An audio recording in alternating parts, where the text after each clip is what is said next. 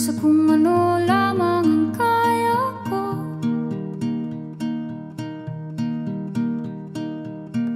Bigang-biga na sa mga problemang di masolusyonan agad, parang wala nang bukas.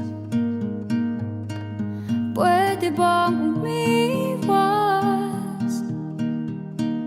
Hinahanap ang sarili, ngunit di nakakayanan sa ligaw na dinadaanan ko. Saan na to patungo? Saan ako patungo? Dahan-dahan nating simulan muli ang paghakbang. Dahan-dahan tumingin sa salamin upang makita ang ating kagandahan.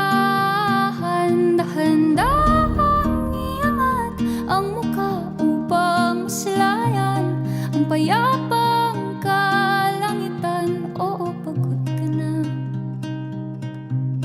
pero di ka